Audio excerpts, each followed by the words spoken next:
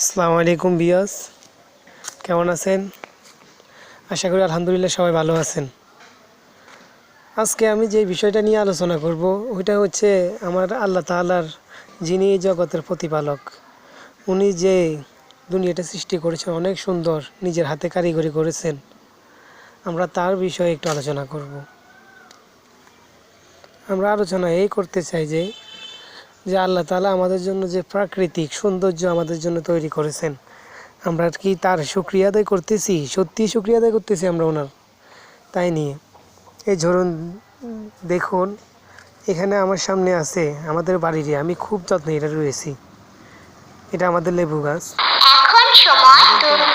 খায় মানুষ যখন মানুষের পিপাসা পায় বা রোজার মাসে যখন রোজা রাখে, পুরো দিন যখন খালি পেটে থাকে, সন্ধ্যাবেলায় প্রথমে এই লেবুর রস দিয়ে আমরা শরবত খাই, শরবত বানাই, তারপরে খাই। কিন্তু এটা খেয়ে কি সবাই কি আল্লাহ শুকরিয়া আদায় করে? আমার জানা মতে আল্লাহ তাআলা এই দুনিয়াতে যা কিছু সৃষ্টি করেছেন, উনি কোনো কিছুই কিন্তু আমরা ফেলে রাখি নাই। সব কিছুই আমরা ওনার নষ্ট করতেছি, আমরা খাইতেছি, আমরা চলতেছি ফিরতেছি, কিন্তু ওনার শুকরিয়া আমরা আদায় করি না কেন? আজকে এই মুসলমানের কি হয়েছে আজকে এগুলা?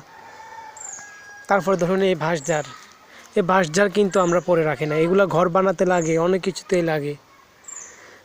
তারপরে মানুষ যখন মৃত্যুবরণ করে, তারপরে এটা কবরের ভিতরেও লাগে। আমাদের শেষ যাত্রায় এটা কিন্তু প্রয়োজন হয়, কিন্তু তারপরেও আমরা আল্লাহ তাআলা সেই শুকরিয়া আদায় করি না।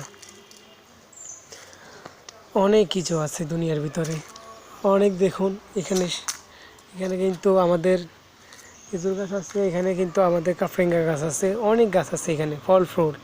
এই ফল আহার করে কিন্তু আমাদের জীবন চলে। আমরা শরীরের সন্তুষ্টির জন্য, শরীরের শক্তির জন্য আমরা কিন্তু এই ফলগুলো আহার করি, কিন্তু তারপরেও খোদার হাতে আমরা খোদার জন্য একটু শুকরিয়া আদায় করি না। একজন মানুষের থেকে যখন আরেকজন মানুষ কিছু নেয়, পরের বার নেওয়ার জন্য যখন যায়, মনে মনে ভাবে হোক বা পিছনেও বলুক যে দেখছো একবার দিয়েছি যে বারবার আসতেছে, কিন্তু আমার খোদা, আমার আল্লাহ পাক রব্বুল আলামিন এটা কখনোই বলেন না যে আমার বান্দা একবার এসেছে, আমার কাছে আসবে, বারবার আসবে আমার কাছে। আর কার কাছে যাবে? এত সুন্দর ফল গাছ, কত সুন্দর কাফরেঙ্গা, কিন্তু আমরা এগুলা খাই, নষ্ট করতেছি। আল্লাহ বলছি যতটুকু প্রয়োজন ততটুকু নাও তুমি, কিন্তু নষ্ট করিও না। কিন্তু তারপরে আমরা নষ্ট করি। যাই হোক ভাইয়েরা, আজকে আমি এই বিষয়গুলো দেখাচ্ছি কারণ আল্লাহ তাআলার প্রতি মানুষের কতটুক ভরসা, মানুষের কতটুক ঈমান আছে। আজকাল কিন্তু মানুষের ঈমানটা অনেক দুর্বল হয়ে গেছে, ঈমানের পথে কেউ নাই। আমার নবী যেই রাস্তা দেখিয়ে গেছে, মুহাম্মদ সাল্লাল্লাহু আলাইহি সাল্লাম, ওই রাস্তায় কিন্তু মানুষ এখন চলতেছে না।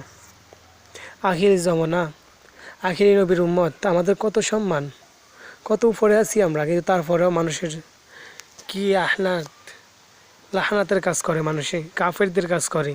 মুসলমান হয়ে মুসলমান ভাইকে বিশ্বাস করে না, অন্য ধর্মের কথা তো বাদই দিলাম। তো ভাইয়েরা, আমার এই ভিডিওটা যদি ভালো লাগে তাহলে একটু সাবস্ক্রাইব করবেন, আর পরের ভিডিওর জন্য অপেক্ষা করবেন। সাবস্ক্রাইব করলে পরের ভিডিওগুলো আপনি পেয়ে যাবেন।